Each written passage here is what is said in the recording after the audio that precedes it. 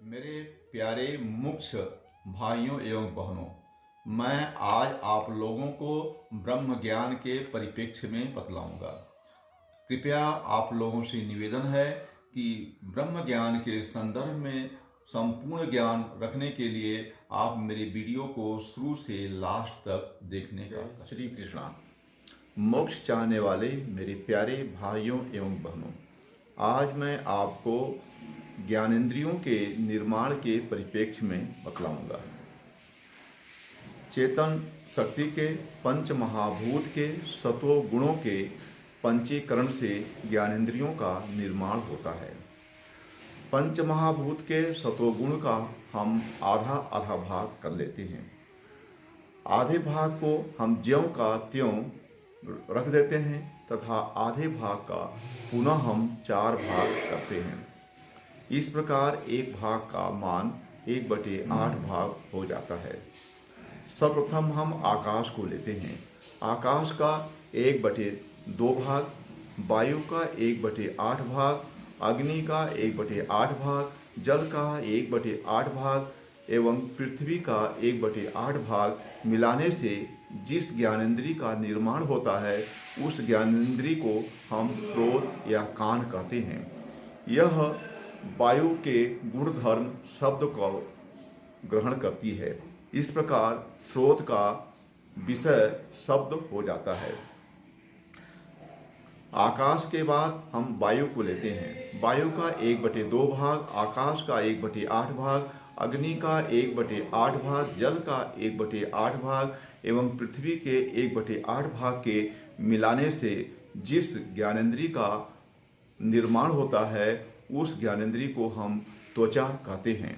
यह वायु के गुणधर्म स्पर्श को ग्रहण करती है। इस प्रकार त्वचा का विषय स्पर्श हो जाता है। वायु के पश्चात हम अग्नि को लेते हैं। अग्नि का 1/2 भाग, आकाश का 1/8 भाग, वायु का 1/8 भाग, जल का 1/8 भाग एवं पृथ्वी के 1/8 भाग को मिलाने से जिस ज्ञानेंद्रिय का निर्माण होता है उस ज्ञानेंद्रिय को हम चक्षु कहते हैं। यह अग्नि के गुणधर्म रूप को ग्रहण करता है। इस प्रकार चक्षु का विषय रूप हो जाता है। अग्नि के पश्चात हम जल को लेते हैं। जल का 1/2 भाग, आकाश का 1/8 भाग, वायु का 1/8 भाग, अग्नि का 1/8 भाग एवं पृथ्वी के 1/8 भाग के मिलाने से जिस ज्ञानेंद्रिय का निर्माण होता है उस ज्ञानेंद्रिय को हम जिह्वा या रसना कहते हैं। यह जल के गुणधर्म रस को ग्रहण करता है। इस प्रकार जिह्वा का विषय रस हो जाता है। तत्पश्चात हम पृथ्वी को लेते हैं। पृथ्वी का 1/2 भाग, आकाश का 1/8 भाग, वायु का 1/8 भाग, अग्नि का 1/8 भाग एवं जल के 1/8 भाग के मिलाने से जिस ज्ञानेंद्रिय का निर्माण होता है उसे हम घ्राण या नाक कहते हैं।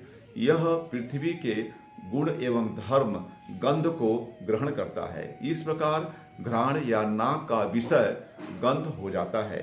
इस प्रकार ज्ञानेंद्रियों का निर्माण होता है। अब हम अंतःकरण के निर्माण की प्रक्रिया बतलाते हैं। चेतन शक्ति के पंच महाभूतों के सत्वांशों के आपस में मिलने से अंतःकरण नामक द्रव का निर्माण होता है। इस द्रव में अंतःकरण में जो मनन का काम करता है उसे हम मन, जो चिंतन का काम करता है उसे चित्त, जो निश्चयात्मक कार्य करता है उसे बुद्धि एवं जो अहम अभिमान का काम करता है उसे अहंकार कहते हैं। इस प्रकार इस अंतःकरण में मन, बुद्धि, चित्त, अहंकार 4 तत्व हो जाते हैं।